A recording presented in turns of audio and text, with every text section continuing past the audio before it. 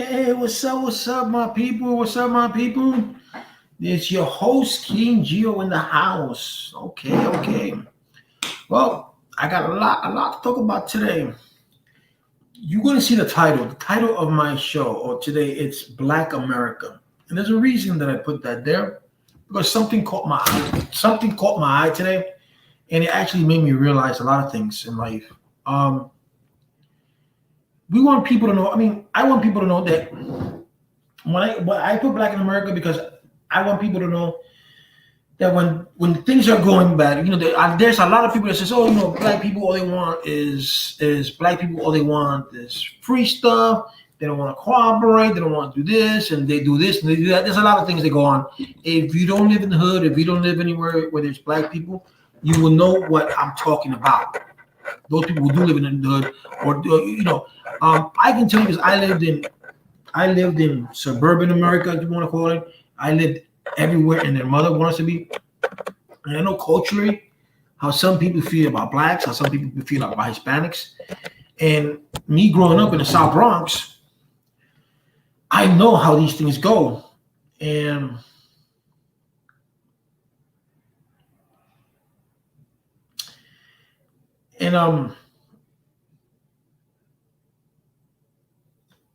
hold on, guys.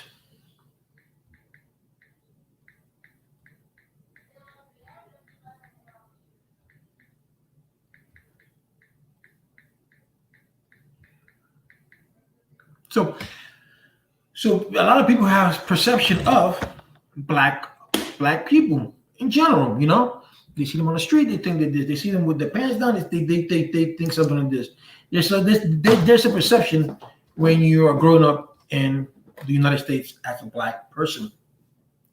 And the one thing that caught my eye today, that's very very very powerful, is I saw something that I want to share with you guys, and maybe some of you guys can get an idea of how it is, how things are. So I'm going to show you this right here.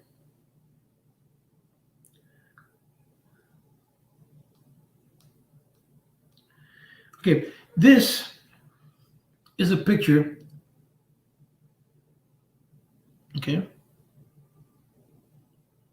Is right here. Okay. This is a picture, maybe from the 1800s, right? From the 1800s. And then let me read to you what is underneath that picture, what it says here. Maybe you can read it, but I'm going to read it to you guys. Let me see. Sorry for this. Okay. A minute. I'm going to straighten this out for you guys.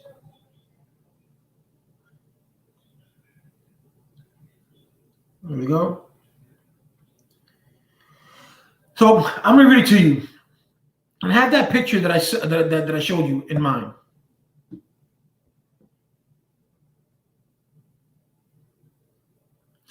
It says here, in Louisiana, black women were put in cells with male prisoners, and some became pregnant. In 1848, legislators passed a new law declaring that all children born in the penitentiary of African American parents serving life sentences will be property of the state. The woman would raise the kids until the age of 10, at which point the penitentiary would place an ad in the newspaper. 30 days later, the children would be auctioned off on the courthouse steps, cash on delivery, in quotations. The proceeds were used to fund schools for white children. Many of the black children, in parentheses, were purchased by prison officials.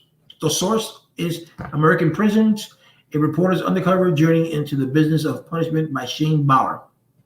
Now, with that said, this was 1898, right? We're in the year 2000. Though kids are not being sold like the way they were before. But look at this. This has been coming down for generations. Even back then, when we know the story, but even back then, 1898, black people in America have been suppressed. I understand where the people like Denzel Washington come from, and if you want something, you hustle for this. Color of your skin shouldn't matter because he's black and he made it, right? A lot of black success. There have been a lot of successful black people. Denzel Washington, Tyra Perry, Oprah Winfrey, Whoopi Goldberg, Chris Rock. There's a lot of people who came through diversity as they were growing up, and they defeated that stigma, should I say, of you're black, you're not going to make it. But black people, just look at this story. 1898 kids were sold, bro. Kids were sold. You know how that, even though I wasn't even there, you know how that makes me feel? And even though that happened years ago, hundreds of years ago, 200 some odd years ago, 222 years ago, that happened. It happened in 1898, yeah, 222 years ago. So that happened, yeah, 222, 232. So that happened then. And then we see what's going on in America now. And you still see that mentality. They're not selling black kids now, but still that mentality of the blacks are lesser than whites. It's still growing. It's still in the mind of people. And this stuff like that needs to stop.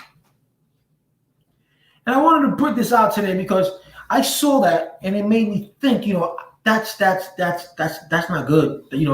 That we still have that, and I say we, but I'm not putting myself into this. I'm thinking about America itself, white America. Of course, you have blacks that don't like even blacks, but that's a small portion of it. But when you see a picture like those two kids, and you see the abuse that black people go through each and every day, it's astonishing. I spoke today on an update with Amidia Braxton's mother, Andrea, and I want to say happy Labor Day. I hope your weekend was good, because she gave me an interview last week, which I appreciate her very much. She gave me an interview that Black Lives Matter gave her a call, and they're going to do a march in October, which is Amaya's birthday, and that's the day that she passed, October 7th, and her brother's birthday is October the 6th. So that's happy birthday to him, but then the following day, it's not a great day. So they're going to do, Amaya's parents and Black Lives Matter is going to do a rally, a rally in Mississippi, and they're going to do their protest, and it's going to be a peaceful protest. There's no violence in it. About Amaya Braxton's case. Here we have a white lady who ran over this black child, and the white district attorney took this to the grand jury twice, and twice they didn't indict because his case was weak. He said the evidence was not there. The evidence is there, but he chooses not to. And this woman, whose child was taken away from her, can't get even a lawyer to represent her, to investigate. So the person who did this, which is a Karen, not the Karen that people make fun of, making memes about, it's a real Karen. And the woman is still not arrested. The woman is still walking around nonchalantly like if nothing ever happened. Okay, and then here we have, she can't even get a lawyer. It means no one from her community, not even her community, the only one that went to her so far was Reverend Jackson. Thank you. And a few days ago, that Black Lives Matter got into the situation. So they're going to do, they're going to go to Mississippi, and they're going to do a protest in Mississippi. But what I'm trying to say is that no one, not the black community, not even the Hispanic community, not even the white community, no one has gone to, and a lawyer has gone and said, you know what, I'm going to do this case for you pro bono. I'm going to hire my best guy. I'm going to have my investigator do this for you. And we're going to investigate it. And we're going to see. And if this leads to nothing, then we leave it at nothing. But let's investigate. Because something needs to be done. Someone's got to give this little girl a voice. My mother just told me how she passed, and it's kind of sad. And I didn't want to get into that because I didn't want to bring up memories with her. But it's kind of sad. that we are living in a country where racism still exists. I mean, racism existed since the beginning of time. Since Adam and Eve were here. With Cain, Abel. The Egyptian had the Jews for slaves, and every nationality, believe it or not, had slaves. The blacks weren't the only ones. You had Irish slaves, you have French slaves, you have European slaves. Every country at one point or another had slaves. We bring it a lot here in blacks because that's where we live at, right?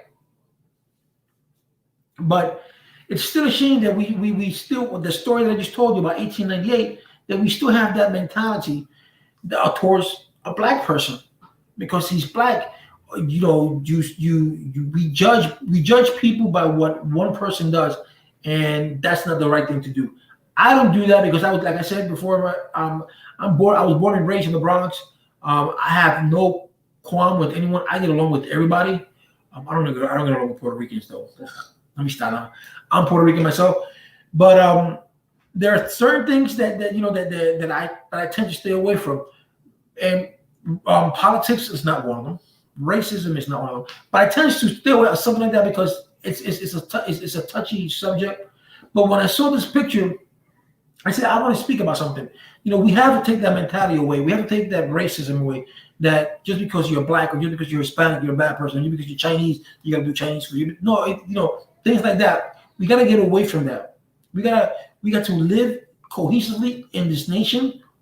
We have to teach our kids that we all are equally the same, no matter the color of our skin.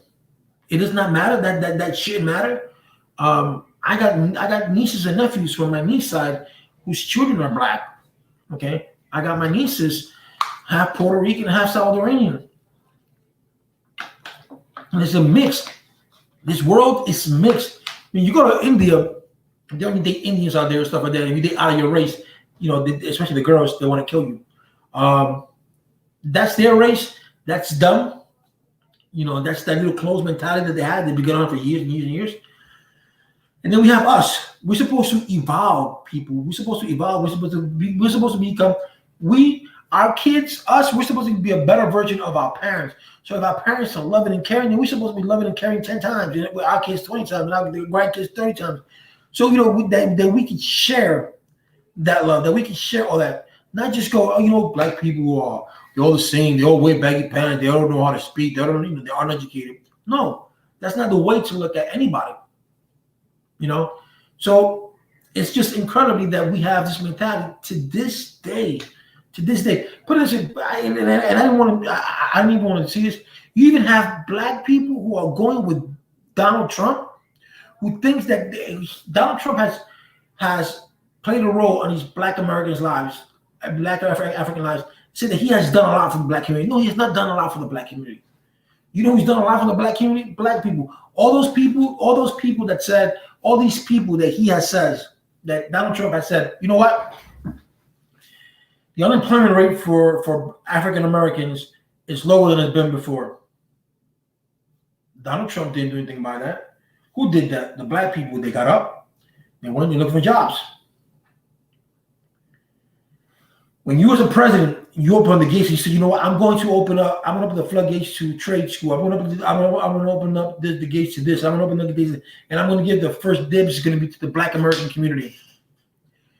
And the Black American community goes and jumps at that opportunity. It takes that with that, and then you could say, I did a lot for the black community. But you didn't do anything for the black community. The black community helped themselves. They're the one that went looking for a job. They're the one. The only thing that I can say about Donald Trump is that his tax incentive did help out a lot of companies. But if you look at it, it helped out a lot of big companies. A lot of small companies benefit from it, but there are companies that I know people that have companies and they're doing good with the tax break, and they're not rich, but some are. But what I'm saying is that the tax break that he gave was good and it's not good. And then when he says today that 1.4 million Americans got jobs, but most of those jobs, if you figure 1/4 of the jobs that he got was Census Bureau jobs. 260,000 people were hired to the census this year. And that's once the census is over, those people will go back to the unemployment. You know, so there are jobs out there, but those are jobs that most jobs that are lost, people won't get back. So you have 10 million people that are already back to work, according to what he says. But there still isn't that we still have 10 to 20 million people that still are not at work, are not working. You know, if you ask any black person, are you better off with Barack Obama than you were with Donald Trump? They'll probably tell you a different story, unless they own a business. But at the end of the day, every person's for himself. And when you see someone, and you see any politician, I'm here for the black community, I'm here for the Hispanic community, I'm here for this, I'm here for that. No, I got tired of Barack Obama, Bill Clinton, George Bush, everyone saying, oh, we're going to give the Puerto Rican people what they want. They decide. Once the Puerto Rican people decide what they want, and then we're going to respect what they want. So here comes the people of Puerto Rico, and out of Puerto Rico, and they say to themselves, oh, the president said that he's going to help us get statehood. It's what we want. Well, hello. The last election, even though it was a big gathering, a lot of people didn't vote, but the people who did vote voted for statehood. Where's that? It's nowhere to be found. The American people, Congress does not want, whether it's Democrats or the Republicans, Congress does not want Puerto Rico to become a state. Democrats can tell you, yes, they want to, but they don't. They really, really don't. Because once Puerto Rico becomes a state, some state loses its members. Some states, there's 5 states, if I'm not mistaken, they have to give up a seat in Congress. Think about that. 5 states. That means Puerto Rico will have 2 senators, out of all, they'll have 5 people there. And the majority rule will be Puerto Rico. So do you think that Congress itself, whether it's Democrat or Republicans, are going to say, we're going to let Hispanics lead, whether it's Puerto Rico or not? We're going to let them get the last vote. We're going to have the majority votes are going to be undone. Because some states only have 2 senators, some, stuff like that. So it's going to be undone. You think they're going to allow that? I don't think so. As I'm doing this,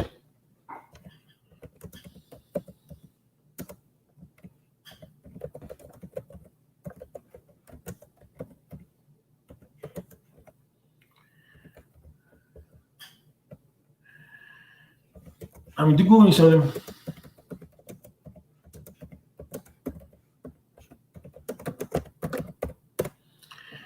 Okay, so let me see.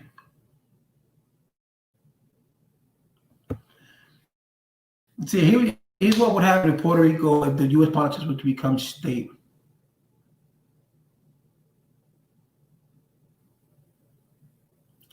My computer's slow. This internet is real, real slow.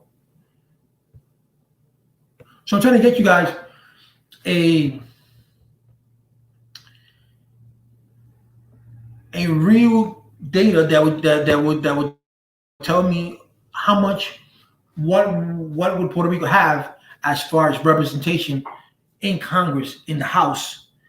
And you can see why the United States, like I said, from both parties, will not want Puerto Rico to be a state, because it's not beneficial.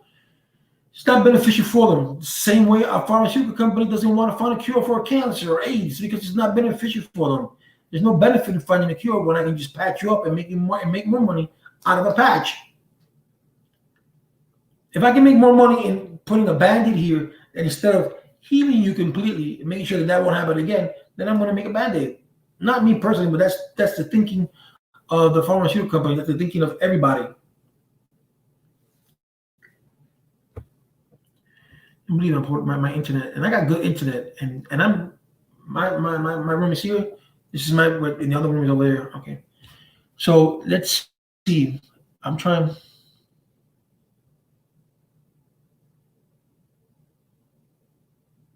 Okay, so this is how it would go, right? I'm going to read it to you. The Constitution provides that each state gets 2 seats in the U.S. Senate, regardless of population, which means Puerto Rico would take the 101st and 102nd seat in the chamber. It's likely, though not certain, that the Democratic Party will be favored to win those seats. Puerto Ricans who live in Florida are amongst a strong Democratic group, and more than twice as many Puerto Ricans voted in the Democratic presidential caucuses in 2016 as Republican as the Republican presidential primary. Still, the Puerto Rican Residents Commissioner, the territory's non-voting member of the House, caucuses with Republicans, meaning that Puerto Rico, the U.S. Virgin Islands, Guam, and all those islands that are U.S. territories, they have a non-voting member in the House. And they go to Congress, they get paid, but they got no vote. They cannot vote. They can draft something up and give it to Congress, and then Congress looks at it and says, "Okay, let's put it up for debate." They'll put it up for debate. If they don't have to. So there's not voting. So there's no point of being there. The only point of being there is money. They get paid, I think it's $175,000, $125,000 a year. Okay. So it's 2 Democratic seats from Puerto Rico will slightly tip the balance of the Senate. Republicans currently hold 52 seats. Two more Democratic seats will result in a 52-50 balance, allowing the GOP only 1 vote to spare, having to rely on a tie-breaking vote for Vice President Mike Pence, or at the Vice President at any given time, whoever is president at that present moment.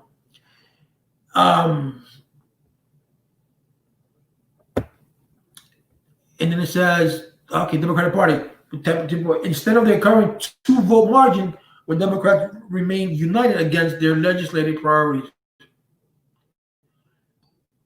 A big complicated formula currently explains how many House seats each state should get. Okay. The method gives each state potential seat for the vote, unity, priority value, blah, blah, blah, blah. It says, okay, get everybody based on the formula of the seat. The state with the highest priority value, California, gets the 51st state, and the next highest remains Texas, gets 52nd. The next highest California, which again, the 53rd, New York gets 54, Florida gets 55, and so on all the way to the 435th Street. The bottom line is that with 3.4 million people currently living in Puerto Rico, which has dwindled down since Hurricane Maria, I think it's 3.2 or 3.0, was I think 400,000 people did migrated to the United States. Bottom line is that 3.4 currently living in Puerto Rico, the island would be entitled to 5 seats, like I said before, without reading, 5 seats in the U.S. House. According to this formula, they get the 128th, 209th, 294th, and 378th seat, in addition to their automatic seat. In case you were wondering, the 5 unlucky states that will lose 1 seat each: Minnesota, California, Texas, Washington, and Florida. Do you think that any of them would actually give up a seat, whether it's Democrat or Republican? I say no. So they eat the Puerto Rican mind, the Puerto Rican mind.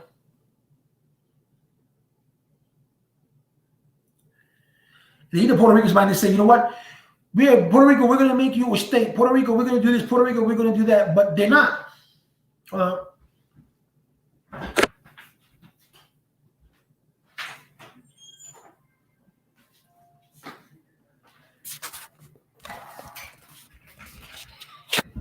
Sorry about that. But they're not. I had to open the door because the internet is real slow. I need to get the flow. So they're not going to do it, and they won't do it. So when you have these Democrats go to Puerto Rico I'm calling you a vote and say, oh, we're going to do this. We're going to do this for Puerto Rico, whatever you decide, we're going to go with you. We're going to back you up. No, it's been going on for years and nothing has been done. Nothing. I'll give you another example. I want to see something.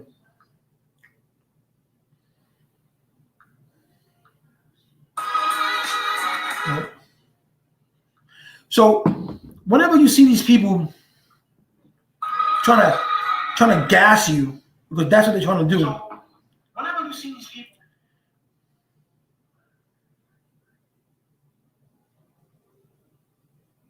I'm just looking at my video because it's a big lag. So these people will gas the living crap out of you so they can gain your vote. And if you're not smart enough, you don't have to be smart. I'm gonna rephrase that. If you don't catch on to what they're saying, the in-between line, innuendos, then you will get caught in their game. You know, they don't care for none of us. They just want that vote. They will tell Black America, we are here for Black America, but they're really not. If they were really for Black America, if they were really for minorities, we wouldn't be having cops shooting Black people. We wouldn't have cops beating up on other people. We wouldn't have that because it wouldn't exist. But every 4 years, they give you the same thing. We're going to help the Black community. We're going to help the Hispanic community. We're going to do this. We're going to do that. And they never do.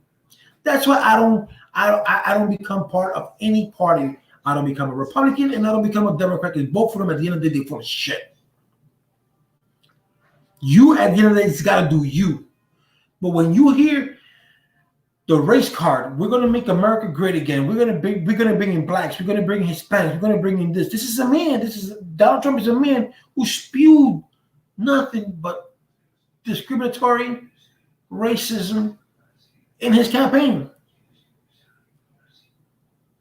And yet you have Mexican Americans and you have people who are Mexicans saying they're going to vote for Trump. Isn't that something?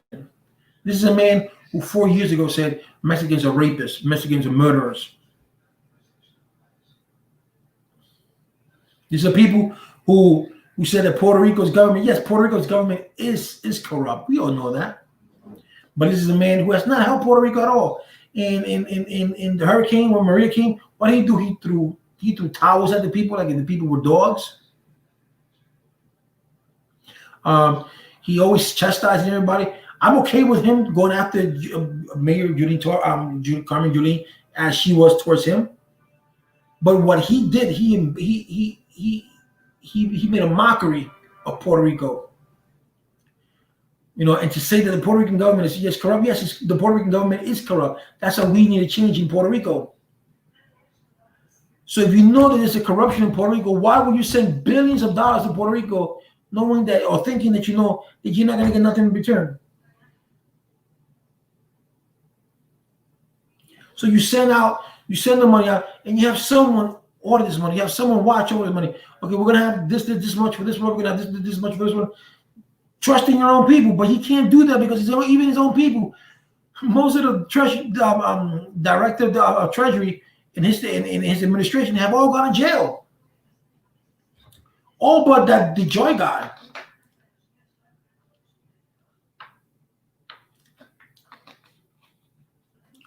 You feel me? I'm gonna take this computer into the kitchen, into the bedroom because this is lagging a lot, and I'm supposed to have good internet. I'm supposed to have 400 megabytes, some crap like that. And this is not doing it. And I'm in the room. It's called dark. Let's go to this room. This is my room. Oh, the freaks gone mad at night. Oh, I'm gonna turn this on. Yeah? Wifey said turn off the air. The AC.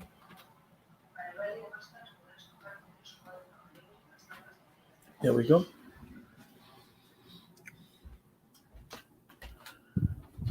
That's the fan, guys. Ready? 1, 2, 3. There we go. We're not lagging that much here. I'm still lagging. I don't want to turn off the internet. So think about it that way.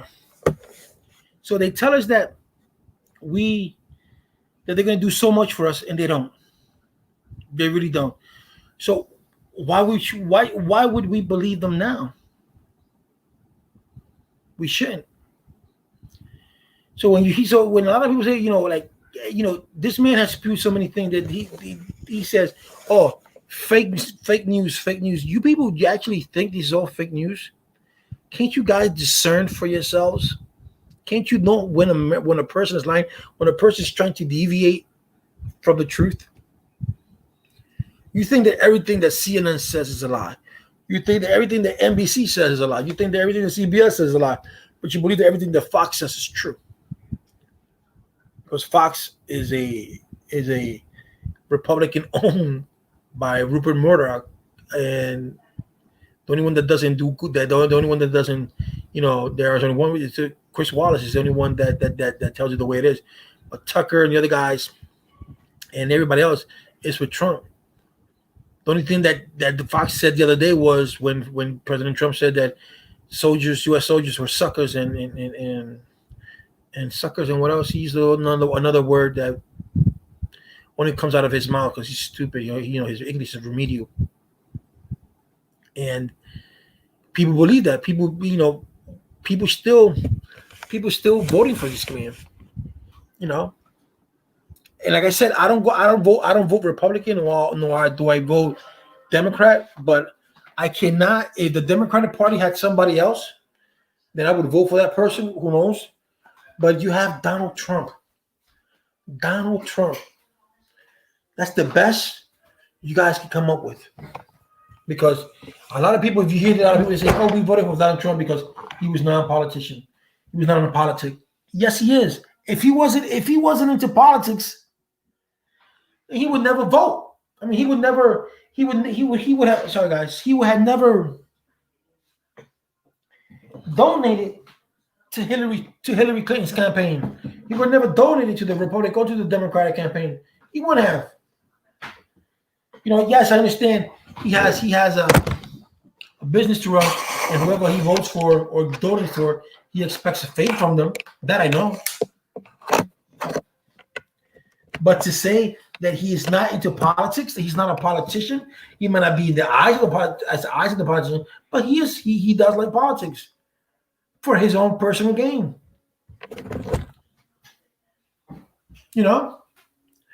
So let's stop with this fake media stuff, and let's stop with this fake. Let's just go and vote for the person who you think is best fit, and always fact check and do everything you have to do to make sure that whatever this person is spewing is the truth. The same way when you go to church, and the pastor says something, make sure that the pastor, whatever the pastor says is in the Bible. If you go to a Catholic church, whatever that priest says, they make sure it's in the Bible. If not, just walk out. His whole entire cabinet, everybody in Trump's cabinet can go to jail for corruption. You know what's going to happen? People will still say, "Oh, that's a setup. They set them up because the Republicans, the Democrats, the left wing, they're both bickering at each other." The truth of the matter is that's who Trump is. For everybody that doesn't know Trump from his New York days, that's the way Trump handles his business. That's why I don't like Trump, because as a little kid, I've heard of Trump. I've read about Trump in the New York Times, and the New York Post, and the Daily News, and I know how Trump is. I know the things that he's done in Atlantic City. I know the things that he did in a resort in Puerto Rico. I know how he tried to buy, for those who've been to La Perla, he tried to buy La Perla. But what he was giving the people from La Perla for the houses wasn't even enough for them to buy a house.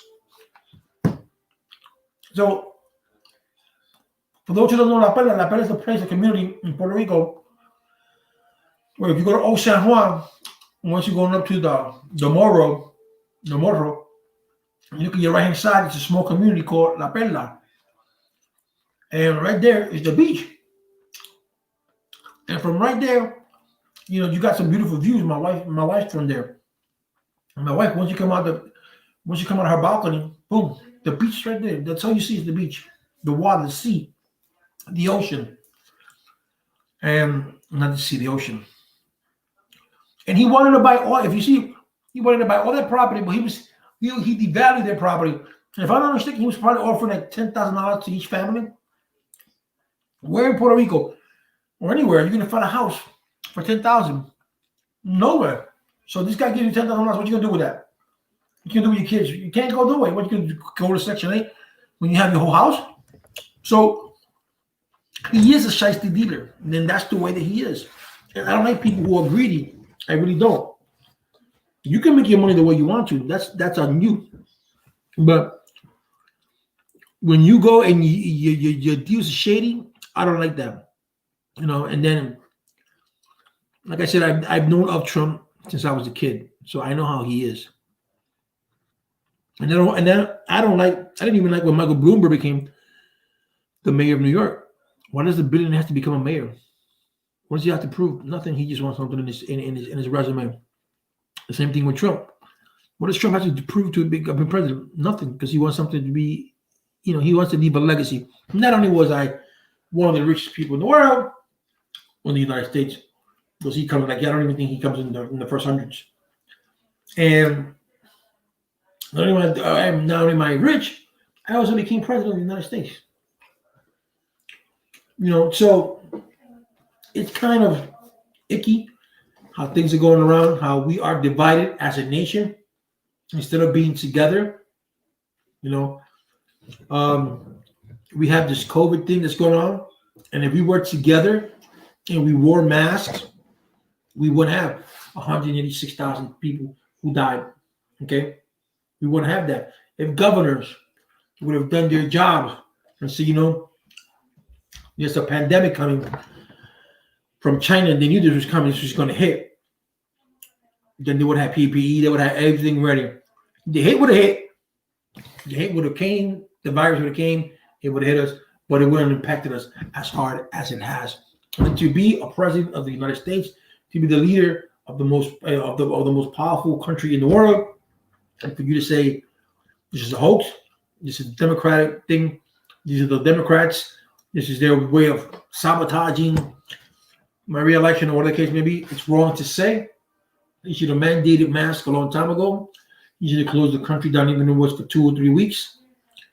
Give some money to those who are out of work. So when then you do reopen, that money can come back. But no, he prefers having 186 to more. Maybe by the end of the mid to the end of September, we'll have over 200,000 people dead because of the coronavirus. And we have over 6 million people infected with this virus. And I don't care what people say, but the numbers, the death rate is not as much as one would expect because we have 330,000 people living here in America, 330 million people living in America, and 186,000 or $200,000. I mean, 200,000 people, that's nothing. It is something. That's the lives of 200,000 people or 186,000 people as of today have passed away. So that means 186,000 families, or a little bit less than that. With one family member because it was 3 or 4 people. So, but a vast majority, a lot of people, 50,000, 60,000 people had lost a loved one, a husband, a wife, a mother, a father, a sister, a brother, a boyfriend, a girlfriend, a fiance, whatever it is, they lost someone. So to say that the numbers don't match, the numbers are not there. This is not a numbers game. This has nothing to do with numbers. This has something to do with people's lives. And when you're a leader, you lead. And you're only as weak as your weakest link. And our weakest link is Donald Trump. How could he say about the young man, that Rittenhouse guy, that he's a hero, that he was defending himself? How can he say that? As a president, you're not supposed to say nothing. You're supposed to be biased. Because what you say will come back and bite you in the ass. This kid came from one state to another armed. He crossed state line, which is a federal crime with a gun, because he has no gun permit like that. He came across line, and when you come across state line with a gun, you have an intent to do something, especially like that. It's not like you and me or something like that. We go to state line and we carry our gun. We, of course, for those who are going to carry a handgun and you have a concealed weapon in your state, whatever state you're going to, please check with that state to make sure that you can go to that state with your gun, or what are the procedures for you to go to with that state, or they allow you to have that gun in that state, even though you don't have a license in that state. So first find out before you go to any state with your gun, because every state is different. And he went from one state to another with the intent purpose to harm someone. Because if he just wanted to go there and defend white culture or the white supremacy or whatever he wanted to defend, he could have gone there without a gun. He could have gone, no, we're gonna riot. If you see something wrong, all that kind of stuff. But he didn't do that. He went there with a gun, with the intent to harm someone, with the intent to say, you know what? If anyone gets in my way, I'm going to harm this person. That's the way it was. So it's incredible. How can a president of the United States, how can a president just say such an atrocity and say this kid was defending himself Why even get involved? The same way when he's like promoting hydrochloroquine. It's not your job to say this drug works. That's the scientist's job. That's the doctor's job. Let them do what they do best. That's do their job and do scientifically work. You're president of the United States, who I don't even know. I don't even know he knows what E equals. I don't even know he knows what the on the periodic table. What's the table of water, hydrogen, carbon, whatever it is. I don't even think he knows any of that. I don't even know he knows what a periodic table is. I don't think so. But anyway, so for him to get involved and for him to give his 2 cents only spews more racism, more hatred to those people who are already hating on black people. Those he spews more hatred and more anger to those who already are in a spat, like with their next door neighbor if they were black, or black people this and black. That's all he does. As a president, you're not supposed to do that. As a president, you're supposed to lead, try to calm things down. When he was in Washington, D.C., everybody was protesting. They were in front of the Washington House on Lincoln Park. They were all good. There was no violence there. Did you see any violence there? No. But the minute he wanted to come out, what did William Barr do? He sent the people out the National Guard to throw out gas so they can move out the way so he can take a picture with them on a church that he never went into. And then he said there was no tear gas. William Barr said there was no tear gas. Mike Pence said there was no tear gas. And then a month later, the National Guards came out and said, yes, we did use tear gas. Yes, we did. He goes on the news and says that today that they've been for 4 years that they've been trying to get him for collusion and they've never gotten him because there is no truth to anything that the Democrats have tried to do. But then his own party a month ago on a biased investigation said that he was in collusion with the Russians, that he knew about the Russians, that he was trying to get Biden in trouble with Ukraine, that he was doing unscrupulous things with Ukraine. That did happen, didn't it? I'm looking at something. If I go like this, it lags up a little bit, and if I go like this, it don't like weird. But it does happen, and it did happen. So why are you after this guy?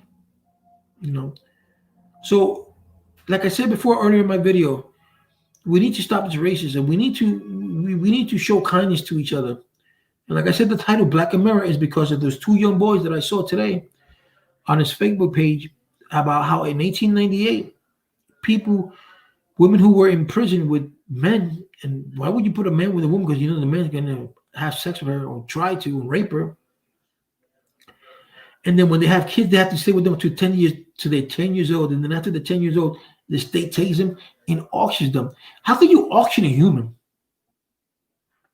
I know how you can, but how can you, if you're a human being, how can you auction another human being? Money. That's why money. Money is one of the roots to all evil, bro. Let me tell you that much. But we have to stand up. We have to stand up for America, for all of us, Hispanics, blacks, whites, those white people, because there are white people who are suffering right now, but they just, they don't show you that. Ooh, a little bit of light here. Put it here. They don't show you that, but there's racism everywhere. But we live in a country that's unfortunately that's very, very racist, and racism has to go out the door.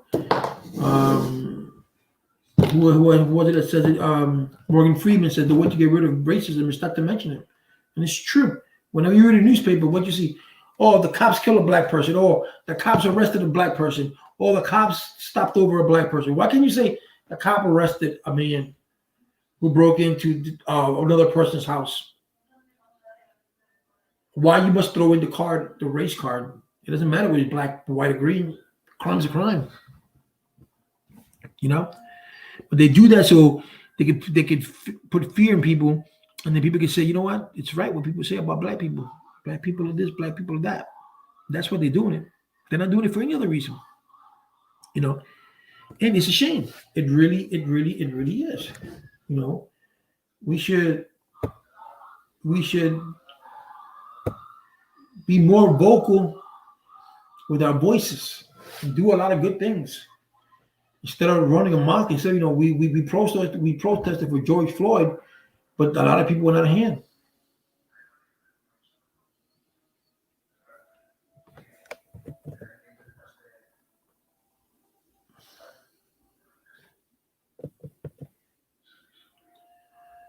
Do I got? I don't have. I thought that I had Mantis. I don't. I really don't. Okay. Thought I did. I was gonna do an invite, but I can't. So yeah. So it is what it is, man. And when I saw that picture, I said, "This has to stop. This sad. It brought pain to my heart." So let's do that. Let's be like the Bible says. Let's treat our brothers and sisters like we would treat ourselves. Love yourself, don't you? You care for yourself, don't you? And then love the neighbor, and love your fellow man or woman. It doesn't matter what color the skin it is. That should be no problem. Don't raise your kid racist. Don't raise your kid telling that your color is better than their color. Don't raise your kid tell your kid, especially your son. Don't tell your son men don't cry. Men do cry. Okay? Men do cry. So, anyway, guys, this is the portion of my video of the stream live. Thank you guys for watching. I greatly appreciate it. For those people who don't know, you will know this upcoming Wednesday, I have an interview with Peter Guns, aka Peter Pankey.